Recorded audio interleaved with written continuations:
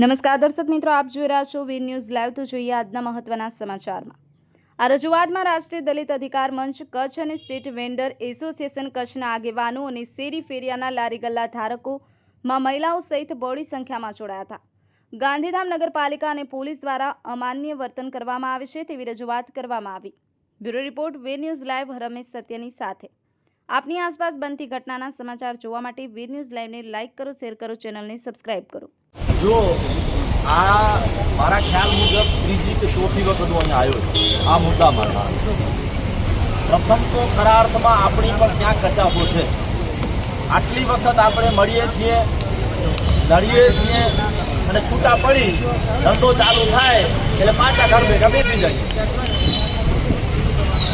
આ રોડ રસ્તા ઉપર આપણે એટલે ધંધો કરી રહ્યા છીએ કે આ સરકાર દ્વારા જે જોગવાઈઓ મુજબ આપવું પડે એ મળ્યું નથી એટલે, અને ભારતીય બંધારણ આપણને એવી ઘણી બધી છૂટછાટો આપતું હોય છે। ધંધો કરવાની પણ આપણી પાસે છૂટછાટો છે, સ્વાભિમાન દેશ જીવવાની પણ છૂટછાટો છે।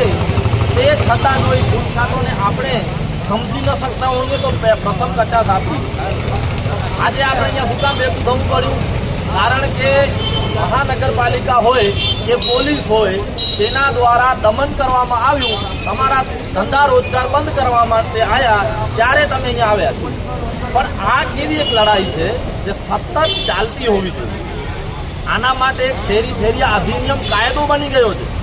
ગુજરાત રાજ્યમાં એક કાયદો છે શેરી ફેરિયા અધિનિયમ, જે તમે બધાને એકવાર વાંચવો જોઈએ। એનું કારણ છે કે તમારી પાસે પોતાની માલિકીની દુકાન નથી અને તમારો ગુજરાન આનાથી ચાલે છે। એ વસ્તુ તમે નહીં સમજો, છૂટાછવાયા રહેશો, ડરીને ભાગી જશો તો તમારા માટે આગામી સમયમાં પરિવારનો ગુજરાન ચલાવવો પણ મુશ્કેલ બની જશે।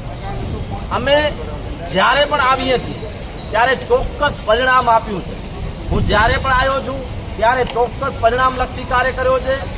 મહાનગરપાલિકા હમણાં બની છે, નગરપાલિકા હતી ત્યારે પણ આપણે ઠોસ રીતે રજૂઆત કરી અને આપણે તમારા કામ ધંધા ચાલુ રખાયા છે। પણ દુઃખ છે એ બાબતનું કે તમે જ્યારે તમારું કામકાજ ચાલુ થઈ જાય છે એના બાદ જે મહત્વની બાબતો છે, જેવી રીતના આજે આપણે શેરી ફેરિયા અધિનિયમની વાત કરીએ તો એનામાં વેન્ડિંગ ઝોનની એક વ્યવસ્થા ઊભી કરવી પડે। જો નથી કરી રહ્યા તો એના માટે આપણને લડત કરવી પડે, આપણે નથી કરી રહ્યા। એના માટે ટાઉન વેન્ડિંગ કમિટી બનવી પડે। એ ટાઉન વેન્ડિંગ કમિટી હોય